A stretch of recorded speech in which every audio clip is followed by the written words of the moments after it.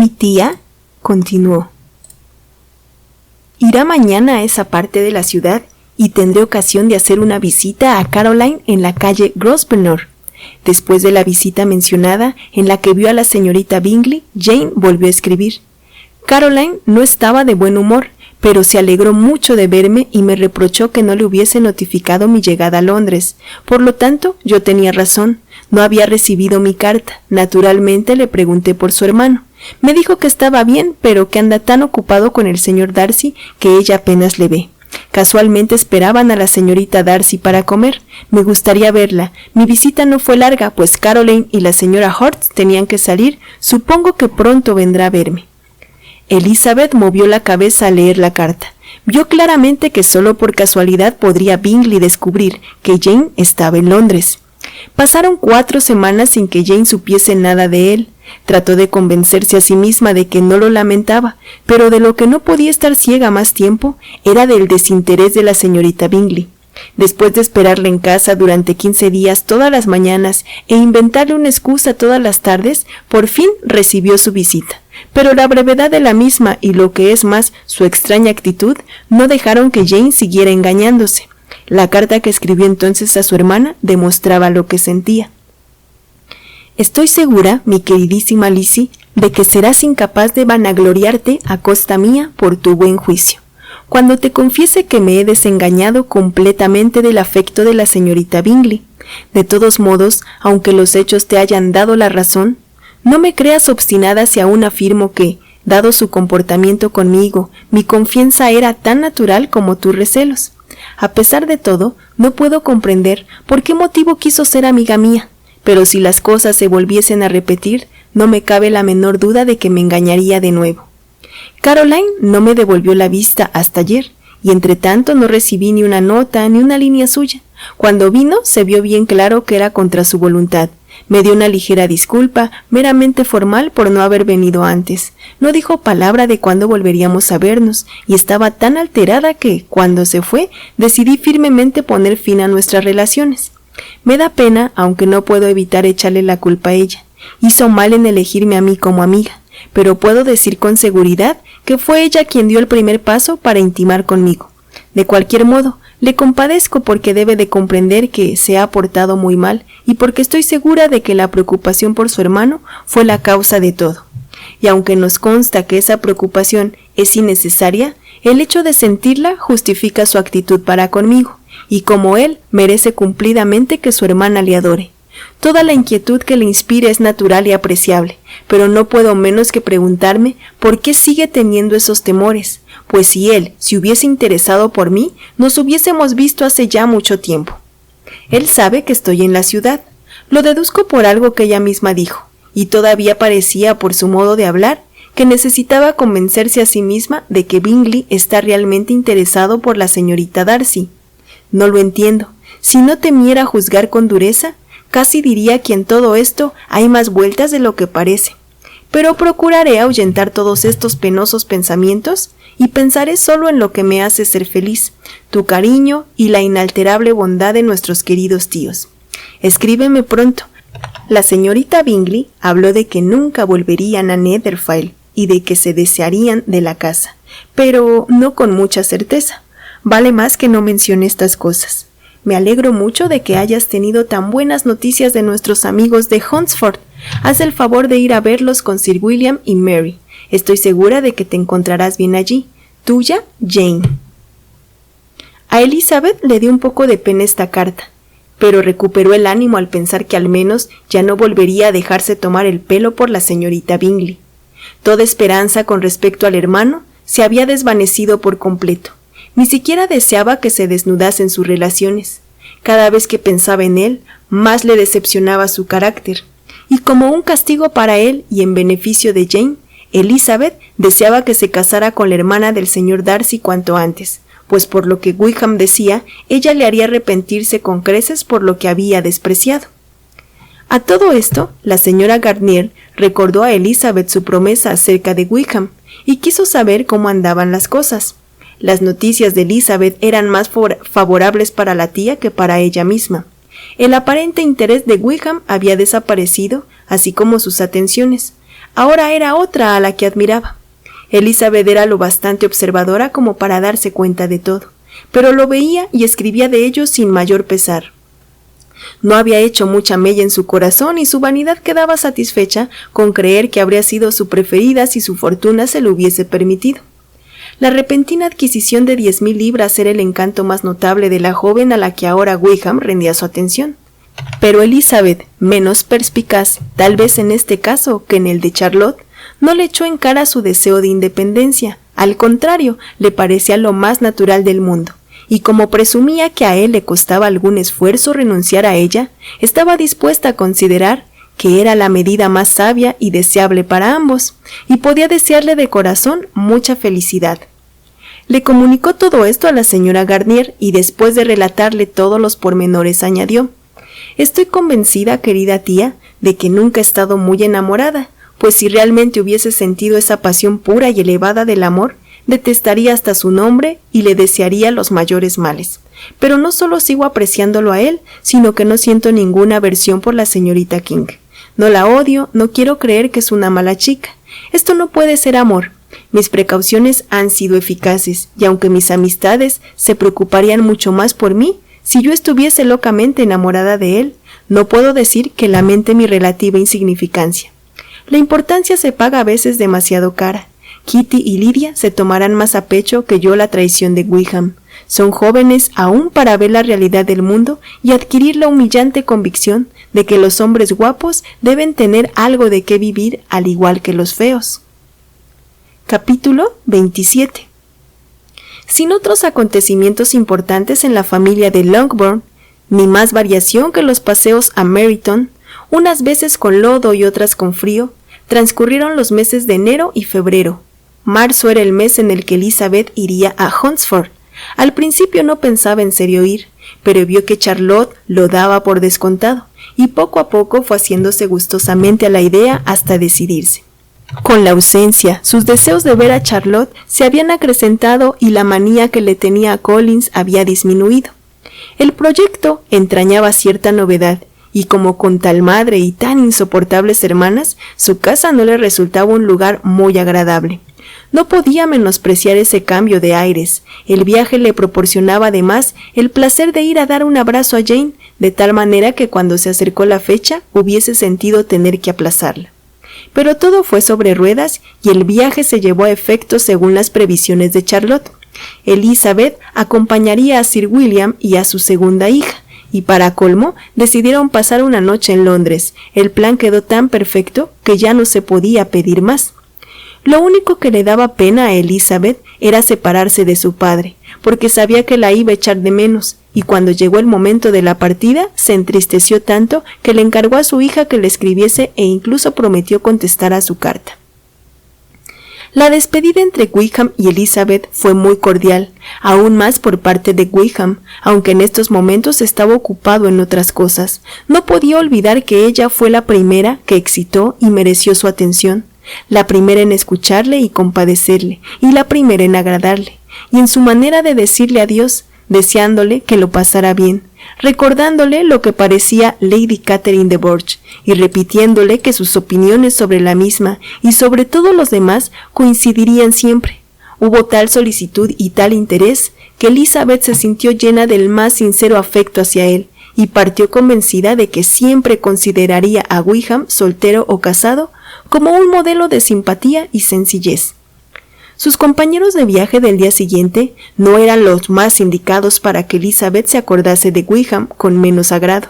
Sir William y su hija Mary, una muchacha alegre pero de cabeza tan hueca como la de su padre, no dijeron nada que valiese la pena escuchar, de modo que oírles a ellos era para Elizabeth lo mismo que oír el traqueteo del carruaje.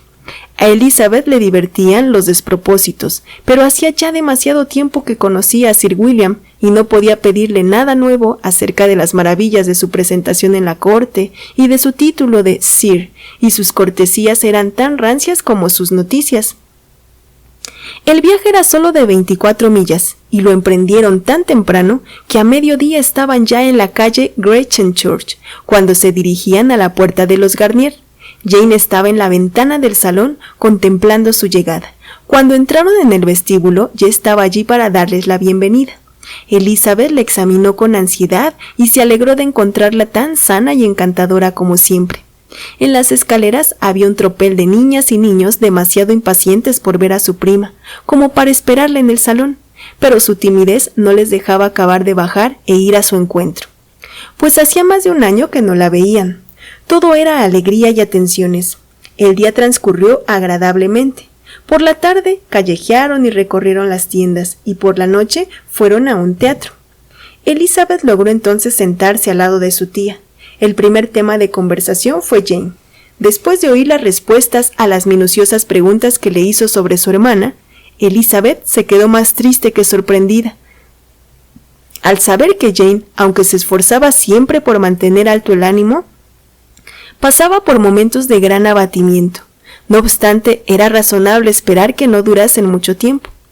La señora Garnier también le contó detalles de la visita de la señorita Bingley y a Gressenshurt, y le repitió algunas conversaciones que había tenido después con Jane, que demostraban que esta última había dado por terminada su amistad. La señora Garnier consoló a su sobrina por la traición de Wickham y la felicitó por lo bien que lo había tomado. «Pero dime, querida Elizabeth», añadió, «¿qué clase de muchacha es la señorita King? ¿Sentirá mucho tener que pensar que nuestro amigo es un cazador de dotes?» «A ver, querida tía, ¿cuál es la diferencia que hay en cuestiones matrimoniales entre los móviles egoístas y los prudentes? ¿Dónde acaba la discreción y empieza la avaricia? Las pasadas navidades temías que se casara conmigo porque habría sido imprudente, y ahora porque él va en busca de una joven con 10,000 libras de renta. ¿Das por hecho que es un cazador de dotes? Dime nada más qué clase de persona es la señorita King y podré formar juicio. Creo que es una buena chica, no he oído decir nada malo de ella. Pero él no le dedicó la menor atención hasta que la muerte de su abuelo la hizo dueña de esa fortuna. Claro, ¿por qué había de hacerlo? Si no podía permitirse conquistarme a mí porque yo no tenía dinero, ¿qué motivos había de tener para hacerle la corte a una muchacha que nada le importaba y que era tan pobre como yo? Pero resulta indecoroso que le dirija sus atenciones tan poco tiempo después de este suceso. Un hombre que está en mala situación no tiene tiempo como otros para observar esas elegantes delicadezas. Además, si ella no se lo reprocha, ¿por qué hemos de reprochárselo nosotros? El que a ella no le importe no justifica a Wickham, solo demuestra que esa señorita carece de sentido o de sensibilidad. Bueno, exclamó Elizabeth, como tú quieras, pongamos que él es un cazador de dotes y ella una tonta. No, Lizzie, eso es lo que no quiero. Ya sabes que me dolería pensar mal de un joven que vivió tanto tiempo en Derbyshire. Ah, pues si es por esto, yo tengo muy mal concepto de los jóvenes que viven en Derbyshire, cuyos íntimos amigos que viven en Hertfordshire no son mucho mejores. Estoy harta de todos ellos. Gracias a Dios mañana voy a un sitio en donde encontraré a un hombre que no tiene ninguna cualidad agradable, que no tiene ni modales ni aptitudes para hacerse simpático. Al fin y al cabo, los hombres estúpidos son los únicos que vale la pena conocer. Cuidado, Lizzie, esas palabras suenan demasiado a desengaño. Antes de separarse por haber terminado la obra, Elizabeth tuvo la inesperada dicha de que sus tíos la invitasen a acompañarlos en un viaje que pensaban emprender en el verano. «Todavía no sabemos hasta dónde iremos», dijo la señora Garnier, «pero quizá nos lleguemos hasta los lagos». Ningún otro proyecto podía hacerle a Elizabeth tan agradable. Aceptó la invitación al instante, sumamente agradecida. «Querida, queridísima tía», exclamó con entusiasmo, «qué delicia, qué felicidad, me hace revivir esto, me da fuerzas, adiós al desengaño y al rencor. ¿Qué son los hombres al lado de las rocas y de las montañas? Oh, qué horas de evasión pasaremos, y al regresar no seremos como esos viajeros que no son capaces de dar una idea exacta de nada. Nosotros sabremos a dónde hemos ido y recordaremos lo que hayamos visto. Los lagos, los ríos y las montañas no estarán confundidos en nuestra memoria, ni cuando queramos descubrir un viaje determinado nos pondremos a discutir sobre su relativa situación. Que nuestras primeras efusiones no sean como las de la mayoría de los viajeros». Capítulo 28. Al día siguiente todo era nuevo e interesante para Elizabeth. Estaba dispuesta a pasarlo bien y muy animada, pues había encontrado a su hermana con un muy buen aspecto, y todos los temores que su salud le inspiraba se habían desvanecido. Además, la perspectiva de un viaje por el norte era para ella una constante fuente de dicha. Cuando dejaron el camino real para entrar en el sendero de Hunsford, los ojos de todos buscaban la casa del párroco, y a cada revuelta creían que iban a divisarla. A un lado del sendero corría la empalizada de la finca de Rosing Parks. Elizabeth sonrió al acordarse de todo lo que había oído decir de sus habitantes. Por fin vislumbraron la casa parroquial, el jardín que se extendía hasta el camino, la casa que se alzaba en medio, la verde empalizada y el seto de laurel indicaban que ya habían llegado. Collins y Charlotte aparecieron en la puerta, y el carruaje se detuvo ante una pequeña entrada que conducía a la casa a través de un caminito de gravilla. Entre saludos y sonrisas generales, en un momento se bajaron todos del lando, alegrándose mutuamente al verse. La señora Collins dio la bienvenida a su amiga con el más sincero agrado, y Elizabeth, al ser recibida con tanto cariño, estaba cada vez más contenta de haber venido. Observó al instante que las maneras de su primo no habían cambiado con el matrimonio. Su rígida cortesía era exactamente la misma de antes, y la tuvo varios minutos en la puerta para hacerle preguntas sobre toda la familia. Sin más dilación que las observaciones de Collins a sus huéspedes sobre la pulcritud de la entrada, entraron a la casa. Una vez en el recibidor, Collins, con rimbombante formalidad, les dio por segunda vez la bienvenida a su humilde casa, repitiéndoles punto por punto el ofrecimiento que su mujer les había hecho de servirles un refresco. Elizabeth estaba preparada para verlo ahora en su ambiente, y no pudo menos que pensar que al mostrarles las buenas proporciones de la estancia, su aspecto y su mobiliario, Collins se dirigiría especialmente a ella, como si deseara hacerle sentir lo que había perdido al rechazarle. Pero aunque todo parecía reluciente y confortable, Elizabeth no pudo gratificarle con ninguna señal de arrepentimiento, sino que más bien se admiraba de que su amiga pudiese tener un aspecto tan alegre con semejante compañero. Cuando Collins decía algo que forzosamente tenía que avergonzar a su mujer, lo que sucedía no pocas veces, Elizabeth volvía involuntariamente los ojos hacia Charlotte. Una vez o dos pudo descubrir que ésta se sonrojaba ligeramente, pero, por lo común, Charlotte hacía como que no le oía. Después de estar sentados durante un rato, el suficiente para admirar todos y cada uno de los muebles, desde el aparador a la rejilla de la chimenea, y para contar el viaje y todo lo que había pasado en Londres, el señor Collins les invitó a dar un paseo por el jardín, que era grande y bien trazado, y de cuyo cuidado se encargaba él personalmente. Trabajar en el jardín era uno de sus más respetados placeres. Elizabeth admiró la seriedad con la que Charlotte hablaba de lo saludable que era para Collins y confesó que ella misma lo animaba a hacerlo siempre que le fuera posible, guiándoles a través de todas las sendas y recovecos sin dejarles apenas tiempo de expresar las alabanzas que le exigía. Les fue señalando todas las vistas con una minuciosidad que estaba muy por encima de su belleza. Enumeraba los campos que se divisaban en todas las direcciones y decía cuántos árboles había en cada uno. Pero de todas las vistas de las que su jardín o la campiña o todo el reino podía enardecerse, no había otra que pudiese compararse a la de Rosings, que se descubría a través de un claro de los árboles que limitaban la finca en la parte opuesta a la fachada de su casa. La mansión era bonita, moderna y estaba muy bien situada, en una elevación del terreno. Desde el jardín, Collins hubiese querido llevarles a recorrer sus dos praderas, pero las señoras no iban calzadas a propósito para andar por la hierba aún helada y desistieron. Sir William fue el único que le acompañó.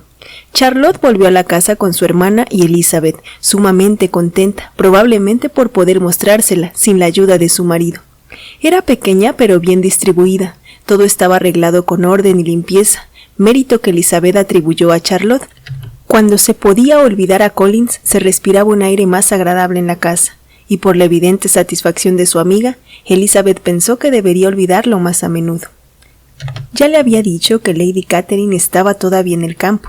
Se volvió a hablar de ella mientras cenaban, y Collins, sumándose a la conversación, dijo: «Sí, Elizabeth, tendrá usted el honor de ver a Lady Catherine de Bourgh el próximo domingo en la iglesia, y no necesito decirle lo que le va a encantar. Es toda afabilidad y condescendencia, y no dudo que la honrará dirigiéndole la palabra en cuanto termine el oficio religioso. Casi no dudo tampoco de que usted y mi cuñada Mary tendrán incluidas en todas las invitaciones con que nos honre durante la estancia de ustedes aquí. Su actitud para con mi querida Charlotte es amabilísima. Comemos en Rosings 2 veces a la semana y nunca consiente que volvamos a pie. Siempre pide su carruaje para que nos lleve, mejor dicho, uno de sus carruajes porque tiene varios. Lady Catherine es realmente una señora muy respetable, afectuosa, añadió Charlotte, y una vecina muy atenta. Muy cierto, querida, es exactamente lo que yo digo. Es una mujer a la que nunca se puede considerar con bastante deferencia. Durante la velada se habló casi constantemente de Hertfordshire y se repitió lo que ya se había dicho por escrito. Al retirarse, Elizabeth, en la soledad de su aposento, meditó sobre el bienestar de Charlotte y sobre su amabilidad y discreción en sacar partido y sobrellevar a su esposo, reconociendo que lo hacía muy bien. Pensó también en cómo transcurría su visita, a qué se dedicarían en las fastidiosas interrupciones de Collins y en lo que se iba a divertir tratando con la familia de Rosings. Su viva imaginación se lo planeó todo enseguida. Al día siguiente, a eso de las 12, estaba en su cuarto preparándose para salir a dar un paseo, cuando oyó abajo un repentino ruido que pareció que sembraba la confusión en toda la casa. Escuchó un momento y advirtió que alguien subía la escalera apresuradamente y la llamaba a voces. Abrió la puerta y en el corredor se encontró con Mary agitadísima y sin aliento, que exclamó: «Oh, Elisa querida, date prisa, baja al comedor y verás. No puedo decirte lo que es. Corre, ven enseguida». En vano preguntó Elizabeth lo que pasaba. Mary no quiso decirle más. Ambas acudieron al comedor, cuyas ventanas daban al camino, para ver la maravilla. Esta consistía sencillamente en 2 señoras que estaban paradas en la puerta del jardín, en un faetón bajo. «¿Y eso es todo?», exclamó Elizabeth. «Esperaba por lo menos que los puercos hubiesen invadido el jardín, y no veo más que a Lady Catherine y a su hija».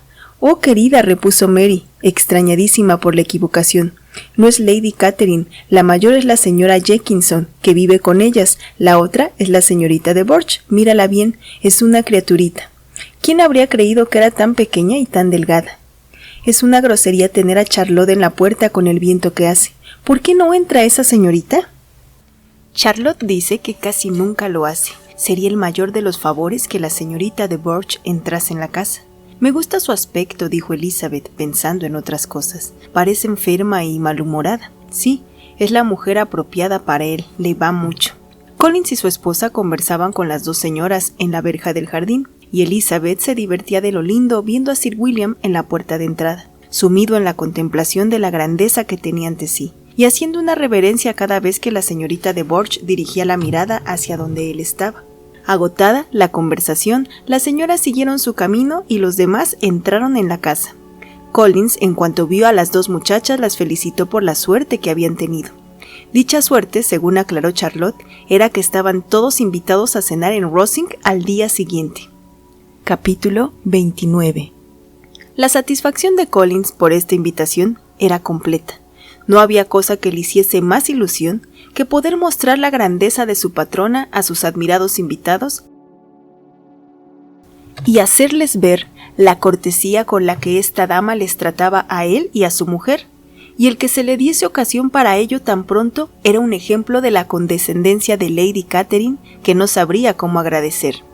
«Confieso», dijo, «que no me habrían sorprendido que su señoría nos invitase el domingo a tomar el té y a pasar la tarde en Rosings. Más bien me lo esperaba, porque conozco su afabilidad. Pero, ¿quién habría podido imaginarse una atención como esta? ¿Quién podría haber imaginado que recibiríamos una invitación para cenar? Invitación además extensiva a todos los de la casa, tan poquísimo tiempo después de que llegasen ustedes». «A mí no me sorprende», replicó Sir William, «porque mi situación en la vida me ha permitido conocer el verdadero modo de ser de los grandes. En la corte esos ejemplos de educación tan elegantes son muy normales». En todo el día y en la mañana siguiente casi no se habló de otra cosa que de la visita a Rosings. Collins le fue instruyendo cuidadosamente de lo que iban a tener ante sus ojos para que la vista de aquellas estancias, de tantos criados y de tan espléndida comida no les dejase boquiabiertos. Cuando las señoras fueron a vestirse, le dijo a Elizabeth: «No se preocupe por su atavío, querida prima. Lady Catherine está lejos de exigir de nosotros la elegancia en el vestir que a ella y a su hija corresponde. Solo querría advertirle que se ponga el mejor traje que tenga. No hay ocasión para más». Lady Catherine no pensará mal de usted por el hecho de que vaya vestida con sencillez. Le gusta que se le reserve la distinción debida a su rango. Mientras se vestían, Collins fue 2 o 3 veces a llamar a las distintas puertas para recomendarles que se dieran prisa, pues a Lady Catherine le incomodaba mucho tener que esperar para comer. Tan formidables informes sobre su señoría y su manera de vivir habían intimidado a Mary Lucas. Poco acostumbrada a la vida social, que guardaba su entrada en Rosings con la misma aprensión que su padre había experimentado al ser presentado en St. James. Como hacía buen tiempo, el paseo de media milla a través de la finca de Rosings fue muy agradable. Todas las fincas tienen su belleza y sus vistas, y Elizabeth estaba encantada con todo lo que iba viendo, aunque no demostraba el entusiasmo que Collins esperaba, y escuchó con escaso interés la enumeración que él le hizo de las ventanas de la fachada y la relación de lo que las vidrierías le habían costado a Sir Lewis de Bourgh. Mientras subían la escalera que llevaba al vestíbulo, la excitación de Mary iba en aumento, y ni el mismo Sir William las tenía todas consigo. En cambio a Elizabeth no le fallaba su valor. No había oído decir nada de Lady Catherine que le hiciese creer que poseía ningún talento extraordinario ni virtudes milagrosas, y sabía que la mera majestuosidad del dinero y de la alcurnia no le harían perder la calma. Desde el vestíbulo de entrada, cuyas armoniosas proporciones y delicado ornato hizo notar Collins con entusiasmo, los criados le condujeron a través de una antecámara a la estancia donde se encontraban Lady Catherine, su hija y la señora Jenkinson. Su señoría se levantó con gran amabilidad para recibirlos, y como la señora Collins había acordado con su marido que sería ella la que haría las presentaciones, estas tuvieron lugar con normalidad, sin las excusas ni las manifestaciones de gratitud que él habría juzgado necesarias. A pesar de haber estado en St. James, Sir William se quedó tan apabullado ante la grandeza que le rodeaba, que apenas si tuvo ánimos para hacer una profunda reverencia, y se sentó sin decir una palabra. Su hija, asustada y como fuera de sí, se sentó también en el borde de una silla, sin saber para dónde mirar. Elizabeth estaba como siempre y pudo observar con calma a las 3 damas que tenía delante. Lady Catherine era una mujer muy alta y corpulenta, de rasgos sumamente pronunciados que debieron de haber sido hermosos en su juventud. Tenía aires de suficiencia y su manera de recibirles no era la más apropiada para hacer olvidar a sus invitados su inferior rango. Cuando estaba callada no tenía nada de terrible, pero cuando hablaba lo hacía en un tono tan autoritario que su importancia resultaba avasalladora. Elizabeth se acordó de Wickham y sus observaciones durante la velada le hicieron comprobar que Lady Catherine era exactamente tal como él la había descrito. Después de examinar a la madre, en cuyo semblante y conducta encontró enseguida cierto parecido con Darcy, volvió los ojos hacia la hija, y casi se asombró tanto como Mary al verla tan delgada y tan menuda. Tanto su figura como su cara no tenían nada que ver con su madre. La señorita de Bourgh era pálida y enfermiza. Sus facciones, aunque no feas, eran insignificantes. Hablaba poco y solo cuchicheaba con la señora Jenkinson, en cuyo aspecto no había nada notable, y que no hizo más que escuchar lo que la niña le decía y colocar un cancel en la dirección conveniente para protegerle los ojos del sol. Después de estar sentados unos minutos, los llevaron a una de las ventanas para que admirasen el panorama. El señor Collins los acompañó para indicarles bien su belleza, y Lady Catherine les informó amablemente de que en verano la vista era mucho mejor. La cena fue excelente y salieron a relucir en ella todos los criados y la vajilla de plata que Collins les había prometido, y tal como les había pronosticado, tomó asiento en la cabecera de la mesa por deseo de su señoría, con lo cual parecía que para él la vida ya no tenía nada más importante que ofrecerle. Trinchaba, comía y lo alababa todo con deleite y alacridad. Cada plato era ponderado primero por él y luego por Sir William, que se hallaba ya lo suficientemente recobrado como para hacerse eco de todo lo que decía su yerno, de tal modo que Elizabeth no comprendía cómo Lady Catherine podía soportarlos, pero Lady Catherine parecía complacida con tan excesiva admiración y sonreía afable, especialmente cuando algún plato resultaba una novedad para ellos. Los demás casi no decían nada. Elizabeth estaba dispuesta a hablar en cuanto le dieran oportunidad, pero estaba sentada entre Charlotte y la señorita de Bourgh, y la primera se dedicaba a escuchar a Lady Catherine, mientras que la segunda no abrió la boca en toda la comida. La principal ocupación de la señorita Jenkinson era vigilar lo poco que comía la señorita de Bourgh, pidiéndole insistentemente que tomase algún otro plato, temiendo todo el tiempo que estuviese indispuesta. Mary creyó conveniente no hablar, y los caballeros no hacían más que comer y alabar. Cuando las señoras volvieron al salón, no tuvieron otra cosa que hacer que oír hablar a Lady Catherine, cosa que hizo sin interrupción hasta que sirvieron el café, exponiendo su opinión sobre toda clase de asuntos de un modo tan decidido que demostraba que no estaba acostumbrada a que la llevasen la contraria. Interrogó a Charlotte minuciosamente y con toda familiaridad sobre sus quehaceres domésticos, dándole multitud de consejos. Le dijo que todo debía estar muy bien organizado en una familia tan reducida como la suya, y le instruyó hasta en el cuidado de las vacas y las gallinas. Elizabeth vio que no había nada que estuviese bajo la atención de esta gran dama que no le ofreciera la ocasión de dictar órdenes a los demás. En los intervalos de su discurso, a la señora Collins dirigió varias preguntas, a Mary y Elizabeth, pero especialmente a la última, de cuya familia no sabía nada, y que, según le dijo a la señora Collins, le pareció una muchacha muy gentil y bonita. Le preguntó en distintas ocasiones cuántas hermanas tenía, si eran mayores o menores que ella, si había alguna que estuviera para casarse, si eran guapas, dónde habían sido educadas, qué clase de carruaje tenía su padre y cuál había sido el apellido de soltera de su madre. Elizabeth notó la impertinencia de sus preguntas, pero contestó a todas ellas con mesura. Lady Catherine observó después: «Tengo entendido que la propiedad de su padre debe heredarla el señor Collins. Lo celebro por usted», dijo volviéndose hacia Charlotte, «pero no veo motivo para alegar las posesiones fuera de la línea femenina. En la familia de Sir Lewis de Burgh no se hizo así. ¿Sabe tocar y cantar, señorita Bennet?» «Un poco». «Ah, entonces tendremos el gusto de escucharla en algún momento. Nuestro piano es excelente, probablemente mejor que el de Un día lo probará usted». «¿Y sus hermanas? ¿Tocan y cantan también?» «Una de ellas sí. ¿Y por qué no todas? Todas debieron aprender. Las señoritas Webb tocan todas y sus padres no son tan ricos como los suyos». «¿Dibuja usted?» «No, nada». «¿Cómo? ¿Ninguna de ustedes?» «Ninguna. Es muy raro. Supongo que no habrán tenido oportunidad. Su madre debió haberlas llevado a la ciudad todas las primaveras para poder tener buenos maestros. Mi madre no se habría opuesto, pero mi padre odia Londres. ¿Y su institutriz sigue aún con ustedes?» «Nunca hemos tenido institutriz». «¿Que no han tenido nunca institutriz? ¿Cómo es posible? 5 hijas educadas en casa sin institutriz. Nunca vi nada igual. Su madre debe haber sido una verdadera esclava de su educación». Elizabeth casi no pudo reprimir una sonrisa al asegurarle que no había sido así. «¿Entonces quién las educó? ¿Quién las cuidó? Sin institutriz, deben haber estado desatendidas. En comparación con algunas familias, no digo que no, pero a las que queríamos aprender nunca nos faltaron los medios.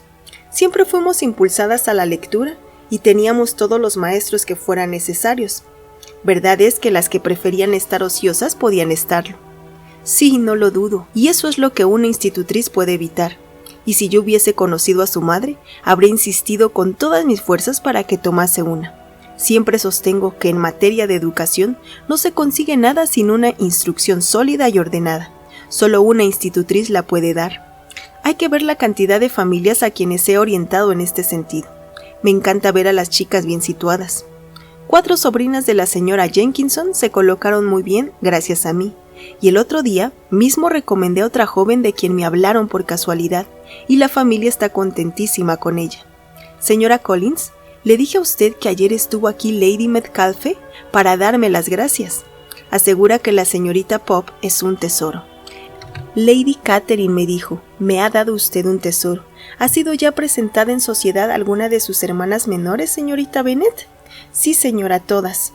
«¿Todas? ¿Cómo? ¿Las 5 a la vez? Qué extraño. ¿Y usted es solo la segunda? ¿Las menores presentadas en sociedad antes de casarse las mayores? Sus hermanas deben de ser muy jóvenes». «Sí, la menor no tiene aún 16 años, quizás es demasiado joven para haber sido presentada en sociedad. Pero en realidad, señora, creo que sería muy injusto que las hermanas menores no pudieran disfrutar de la sociedad y de sus amenidades, por el hecho de que las mayores no tuviesen medios o ganas de casarse pronto.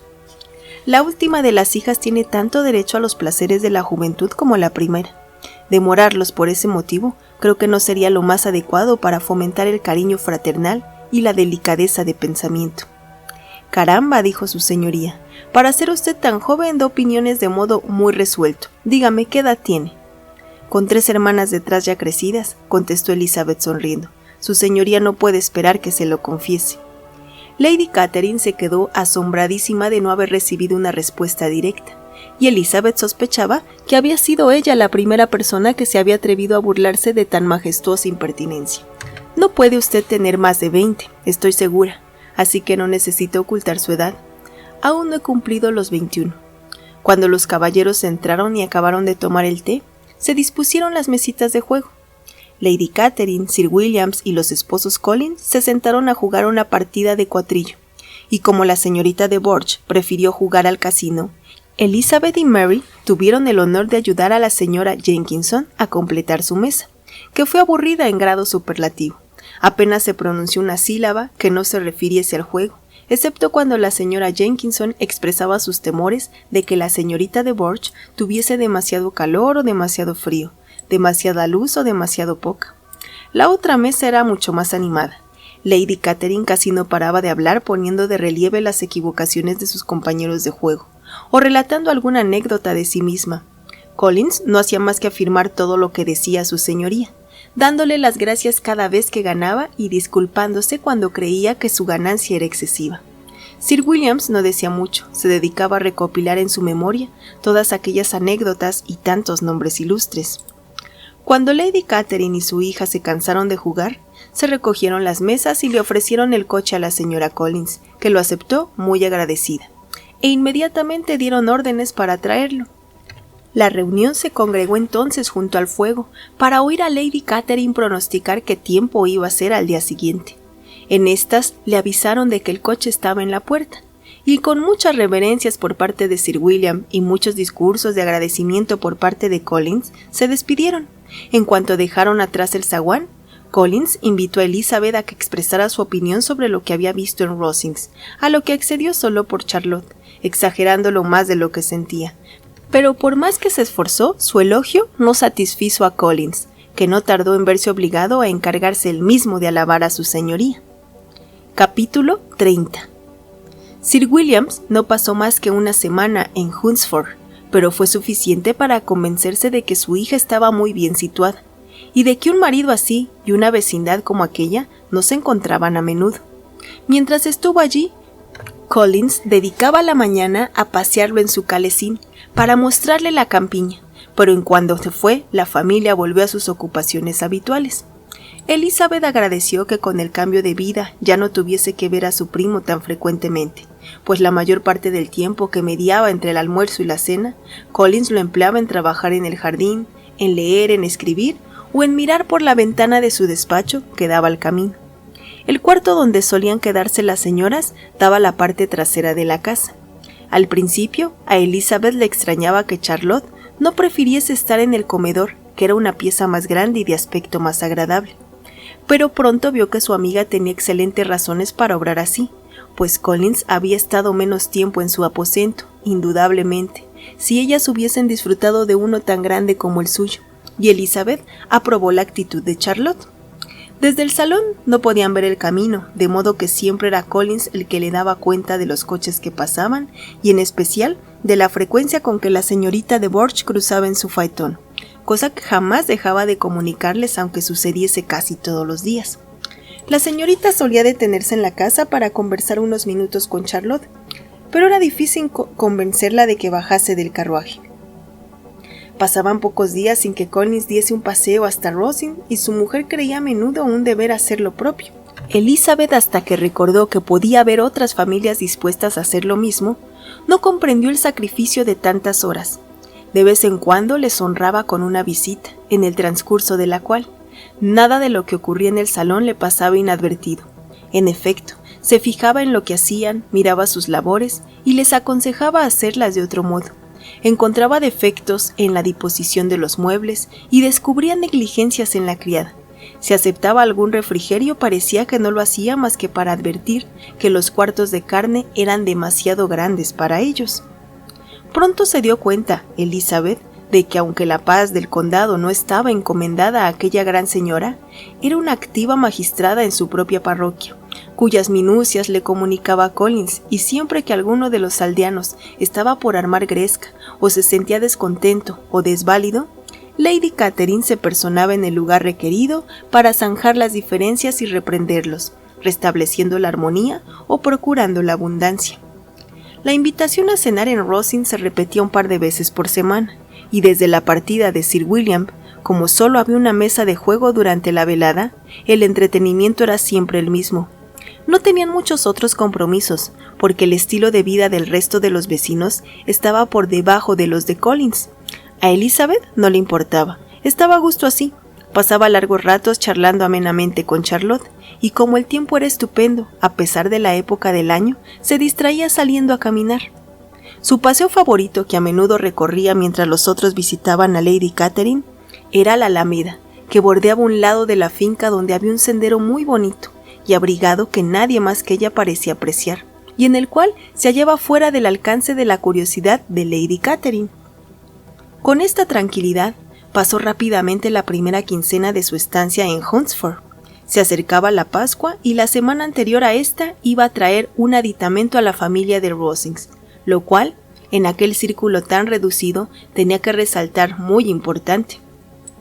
Poco después de su llegada, Elizabeth oyó decir que Darcy iba a llegar dentro de unas semanas, y aunque hubiese preferido a cualquier otra de sus amistades, lo cierto era que su presencia podía aportar un poco de variedad a las veladas de Rosings, y que podría divertirse viendo el poco fundamento de las esperanzas de la señorita Bingley mientras observaba la actitud de Darcy con la señorita de Bourgh, a quien evidentemente le destinaba Lady Catherine. Su señoría hablaba de su venida con enorme satisfacción, y de él, en términos de la más elevada admiración, y parecía que le molestaba que la señorita Lucas y Elizabeth ya le hubiesen visto antes con frecuencia. Su llegada se supo enseguida, pues Collins llevaba toda la mañana paseando con la vista fija en los templetes de la entrada al camino de Hunsford. En cuanto vio que el coche entraba en la finca, hizo su correspondiente reverencia y corrió a casa a dar la magna noticia. A la mañana siguiente voló a Rosings a presentarle sus respetos. Pero había alguien más a quien presentárselos, pues fue allí, se encontró con dos sobrinos de Lady Catherine. Darcy había venido con el coronel Fitzwilliams, hijo menor de su tío Lord, y con gran sorpresa de toda la casa, cuando Collins regresó, ambos caballeros le acompañaron. Charlotte los vio desde el cuarto de su marido cuando cruzaban el camino, y se precipitó hacia el otro cuarto para poner en conocimiento de las dos muchachas el gran honor que les esperaba, y añadió: «Elisa, es a ti a quien debo agradecer esta muestra de cortesía. El señor Darcy no habría venido tan pronto a visitarme a mí». Elizabeth apenas tuvo tiempo de negar su derecho a semejante cumplido, pues enseguida sonó la campanilla anunciando la llegada de los dos caballeros, que poco después entraban en la estancia. El coronel Fitzwilliams iba delante. Tendría unos 30 años, no era guapo, pero en su trato y su persona se distinguía al caballero. Darcy estaba igual que en Hertfordshire, cumpliendo a la señora Collins con su habitual reserva, y cualesquiera que fuesen sus sentimientos con respecto a Elizabeth, la saludó con aparente impasibilidad. Elizabeth se limitó a inclinarse sin decir palabra. El coronel Fitzwilliams tomó parte de la conversación con la soltura y la facilidad de un hombre bien educado. Era muy ameno, pero su primo, después de hacer unas ligeras observaciones a la señora Collins sobre el jardín y la casa, se quedó sentado durante largo tiempo sin hablar con nadie.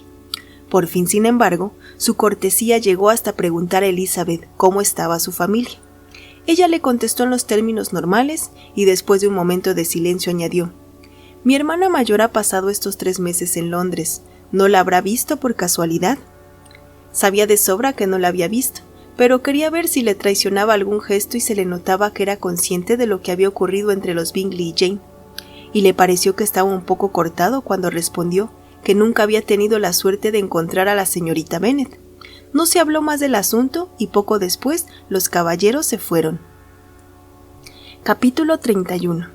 El coronel Fitzwilliams fue muy elogiado y todas las señoras consideraron de su presencia que era un encanto más de las reuniones de Rosings.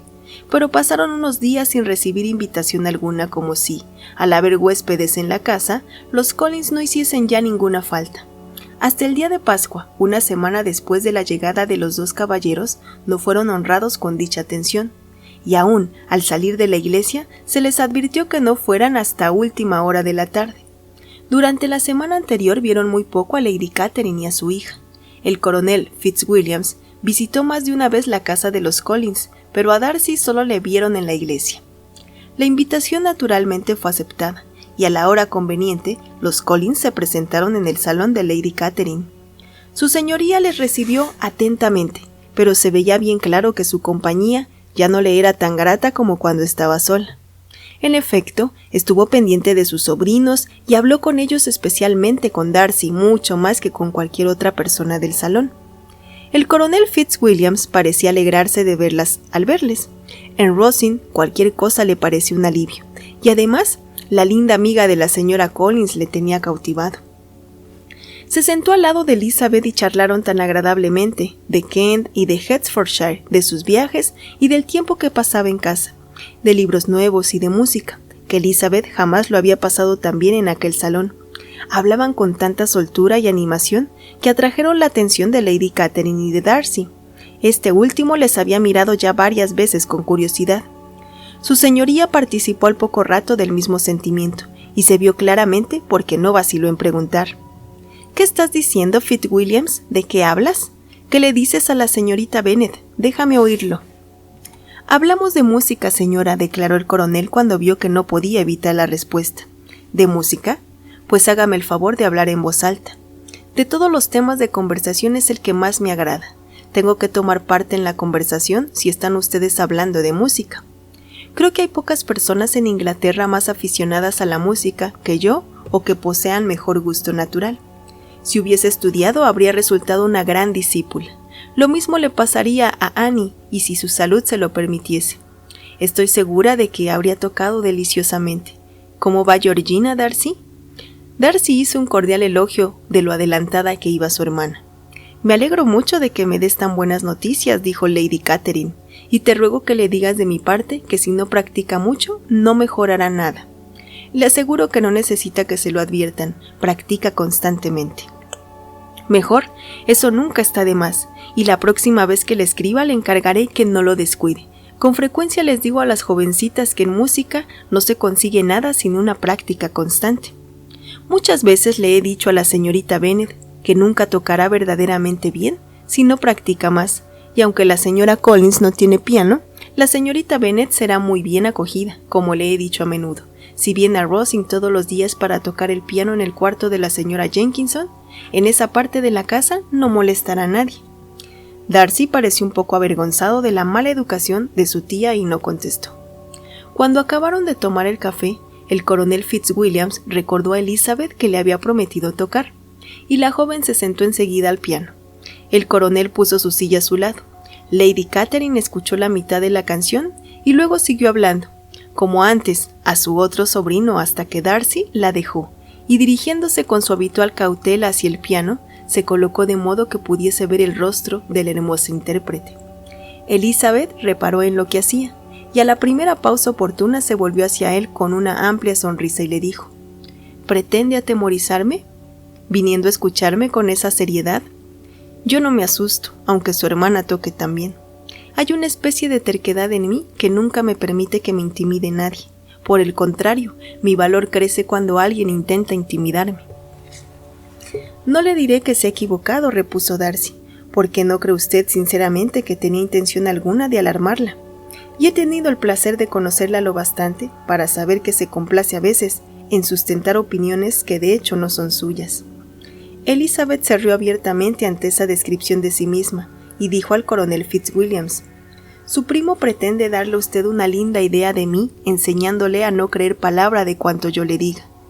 Me desola encontrarme con una persona tan dispuesta a descubrir mi verdadero modo de ser en un lugar donde yo me había hecho ilusiones de pasar por mejor de lo que soy. Realmente, señor Darcy, es muy poco generoso por su parte revelar las cosas malas que supo usted de mí en Hertfordshire, y permítame decirle que es también muy indiscreto, pues esto me podría inducir a desquitarme y saldrían a relucir cosas que escandalizarían a sus parientes». «No le tengo miedo», dijo él sonriente. «Dígame por favor de qué le acusa», exclamó el coronel Fitzwilliams. «Me gustaría saber cómo se comporta entre extraños». «Se lo diré, pero prepárese a oír algo muy espantoso. Ha de saber que la primera vez que le vi fue en un baile, y en ese baile, ¿qué cree usted que hizo? Pues no bailó más que 4 piezas, a pesar de escasear los caballeros. Y más de una dama se quedó sentada por falta de pareja. Señor Darcy, no puede negarlo». «No tenía el honor de conocer a ninguna de las damas de la reunión, al no ser las que me acompañaban». «Cierto, y en un baile nunca hay posibilidad de ser presentado. Bueno, coronel Fitzwilliams, ¿qué toco ahora? Mis dedos están esperando sus órdenes. Puede que me habría juzgado mejor, añadió Darcy, si hubiese solicitado que me presentaran, pero no sirvo para darme a conocer a extraños. Vamos a preguntarle a su primo por qué es así, dijo Elizabeth sin dirigirse más que al coronel Fitzwilliams. Le preguntamos cómo es posible que un hombre de talento y bien educado, que ha vivido en el gran mundo, no sirva para atender a desconocidos. Puedo contestar yo mismo a esta pregunta, replicó Fitzwilliams, sin interrogar a Darcy. Eso es porque no quiere tomarse la molestia. Reconozco, dijo Darcy, que no tengo la habilidad de otros para conversar fácilmente con las personas que jamás han visto. No puedo hacerme a esas conversaciones y fingir que me intereso por sus cosas como de costumbre. Mis dedos, repuso Elizabeth, no se mueven sobre este instrumento del modo magistral con que he visto mover los dedos de otras mujeres. No tienen la misma fuerza ni la misma agilidad y no pueden producir la misma impresión. Pero siempre he creído que era culpa mía, por no haberme querido tomar el trabajo de hacer ejercicios. No porque mis dedos no sean capaces, como los de cualquier otra mujer, de tocar perfectamente. Darcy sonrió y le dijo: «Tiene usted toda la razón. Ha empleado el tiempo mucho mejor. Nadie que tenga el privilegio de escucharla podrá ponerle peros. Ninguno de nosotros toca ante desconocidos». Lady Catherine les interrumpió preguntándoles de qué hablaban. Elizabeth se puso a tocar de nuevo, Lady Catherine se acercó y después de escucharla durante unos minutos dijo a Darcy: «La señorita Bennet no tocaría mal si practicase más y si hubiese disfrutado de las ventajas de un buen profesor de Londres. Sabe lo que es teclear, aunque su gusto no es como el de Annie. Annie habría sido una pianista maravillosa si su salud le hubiese permitido aprender». Elizabeth miró a Darcy para observar su cordial asentimiento al elogio tributado a su prima, pero ni entonces ni en ningún otro momento descubrió ningún síntoma de amor y de su actitud hacia la señorita de Bourgh. Elizabeth dedujo una cosa consoladora en favor de la señorita Bingley, que Darcy se habría casado con ella si hubiese pertenecido a su familia. Lady Catherine continuó haciendo observaciones sobre la manera de tocar de Elizabeth, mezcladas con numerosas instrucciones sobre la ejecución y el gusto. Elizabeth las aguantó con toda la paciencia que impone la cortesía, y a petición de los caballeros, siguió tocando hasta que estuvo preparado el coche de su señoría y los llevó a todos a casa. Capítulo 32. A la mañana siguiente estaba Elizabeth sola, escribiendo a Jane, mientras la señora Collins y Mary habían ido de compras al pueblo, cuando se sobresaltó al sonar la campanilla de la puerta, señal inequívoca de alguna visita. Aunque no había oído ningún carruaje, pensó que a lo mejor era Lady Catherine, y se apresuró a esconder la carta que tenía a medio escribir a fin de evitar preguntas impertinentes. Pero con gran sorpresa suya se abrió la puerta y entró en la habitación el señor Darcy. Darcy solo. Pareció asombrarse al hallarla sola y pidió disculpas por su intromisión, diciéndole que creía que estaban en la casa todas las señoras. Se sentaron los dos y después de las preguntas de rigor sobre Rosings, pareció que se iban a quedar callados. Por lo tanto, era absolutamente necesario pensar en algo. Y Elizabeth, ante esta necesidad, recordó la última vez que se habían visto en Hertfordshire y sintió curiosidad por ver lo que diría acerca de su precipitada partida. «¿Qué repentinamente se fueron ustedes de Netherfield el pasado noviembre, señor Darcy?», le dijo. «Debió de ser una sorpresa muy grata para el señor Bingley verles a ustedes tan pronto a su lado, porque si mal no recuerdo, él se había ido un día antes. Supongo que tanto él como sus hermanas estaban bien cuando salió usted de Londres». «Perfectamente, gracias». Elizabeth advirtió que no iba a contestarle nada más, y tras un breve silencio añadió: «Tengo entendido que el señor Bingley no piensa volver a Netherfield». «Nunca he oído decir tal cosa, pero es probable que no pase mucho tiempo allí en el futuro. Tiene muchos amigos y está en una época de la vida en que los amigos y los compromisos aumentan continuamente. Si tiene la intención de estar poco tiempo en Netherfield, sería mejor para la vecindad que lo dejase completamente, y así posiblemente podría instalarse otra familia allí. Pero quizá el señor Bingley no haya tomado la casa tanto por la conveniencia de la vecindad como por la suya propia, y es de esperar que la conserve o la deje en virtud de ese mismo principio. No me sorprendería», añadió Darcy, «que se despidiese de ella en cuanto se le ofreciera una compra aceptable». Elizabeth no contestó. Temía hablar demasiado de su amigo y como no tenía nada más que decir, determinó dejar a Darcy que buscase otro tema de conversación. Él lo comprendió y dijo enseguida: «Esta casa parece muy confortable. Creo que Lady Catherine la ha arreglado mucho cuando el señor Collins vino a Hunsford por primera vez». «Así parece, y estoy segura de que no podía haber dado una prueba mejor de su bondad». El señor Collins parece haber sido muy afortunado con la elección de su esposa. Así es, sus amigos pueden alegrarse de que haya dado con una de las pocas mujeres inteligentes que le habrían aceptado o que le habrían hecho feliz después de aceptarle. Mi amiga es muy sensata, aunque su casamiento con Collins me parezca a mí al menos cuerdo de sus actos. Sin embargo, parece completamente feliz.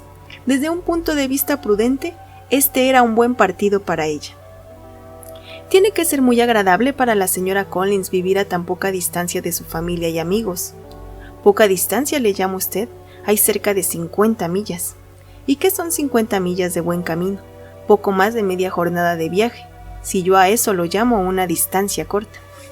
Nunca habría considerado que la distancia fuese una de las ventajas del partido, exclamó Elizabeth, y jamás se me habría ocurrido que la señora Collins viviese cerca de su familia.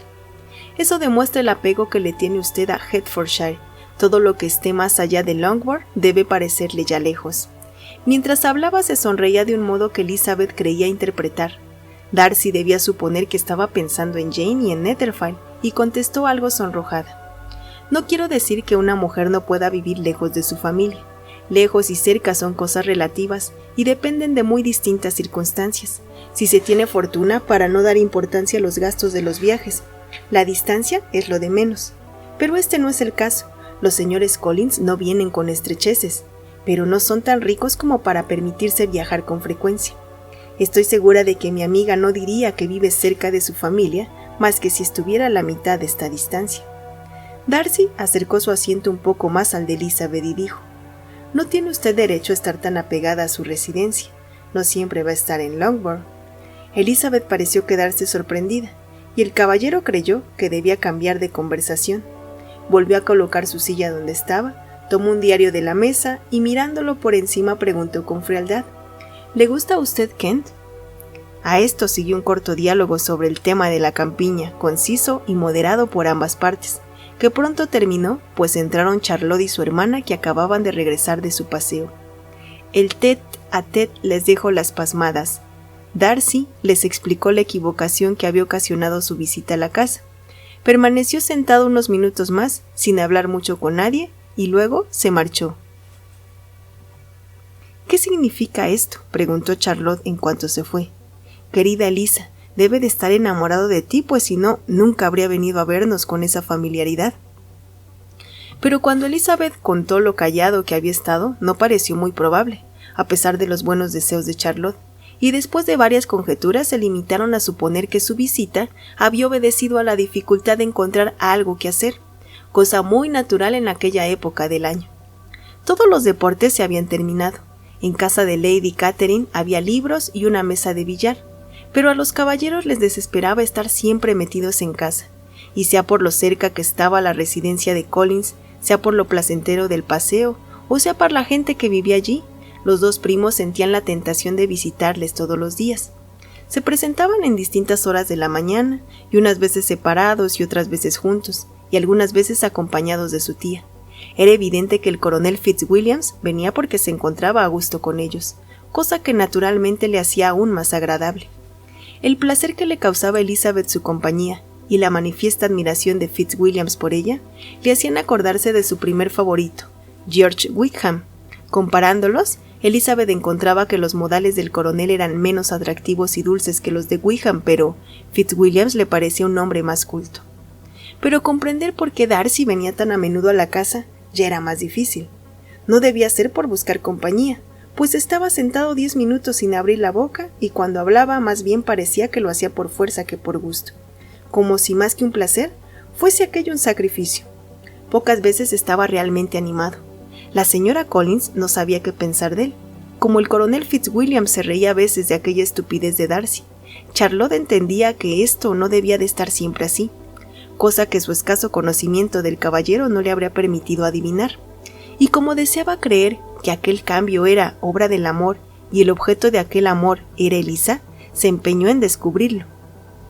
Cuando estaban en Rosings y siempre que Darcy venía a su casa, Charlotte le observaba atentamente, pero no sacaba nada en limpio. Verdad es que miraba mucho a su amiga, pero la expresión en tales miradas era equívoca. Era un modo de mirar fijo y profundo, pero Charlotte dudaba a veces de que fuese entusiasta y en ocasiones parecía sencillamente que estaba distraído.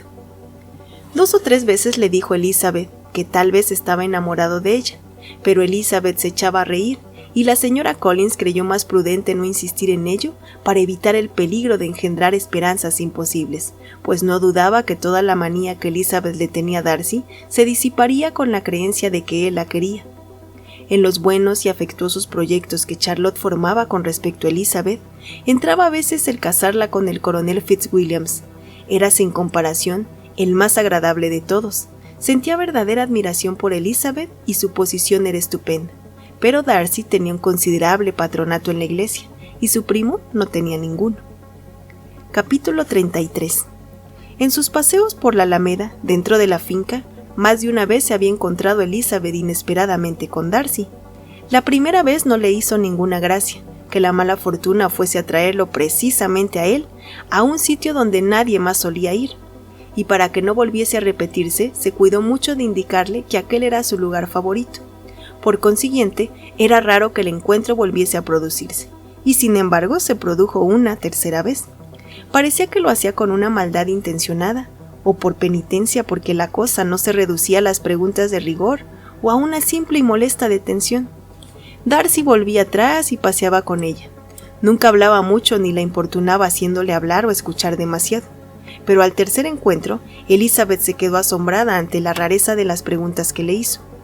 Si le gustaba estar en Huxford, si le agradaban los paseos solitarios, y qué opinión tenía de la felicidad del matrimonio Collins. Pero lo más extraño fue que al hablar de Rosings y del escaso conocimiento que tenía ella de la casa, pareció que él suponía que, al ver a Kent, Elizabeth residiría también allí. ¿Estaría pensando en el coronel Fitzwilliams? La joven pensó que si algo quería decir, había de ser forzosamente una alusión por ese lado. Esto la inquietó un poco y se alegró de encontrarse en la puerta de la empalizada que estaba justo enfrente de la casa de los Collins. Releía un día mientras paseaba la última carta de Jane y se fijaba en un pasaje que denotaba la tristeza con que había sido escrita. Cuando en vez de toparse de nuevo con Darcy, al levantar la vista se encontró con el coronel Fitzwilliams, escondió al punto la carta y simulando una sonrisa dijo: «Nunca supe hasta ahora que paseaba usted por este camino». «He estado dando la vuelta completa a la finca», contestó el coronel, «cosa que suelo hacer todos los años, y pensaba rematarla con una visita a la casa del párroco». «¿Va a seguir paseando?» «No, iba a regresar». En efecto, dio la vuelta y juntos se encaminaron hacia la casa parroquial.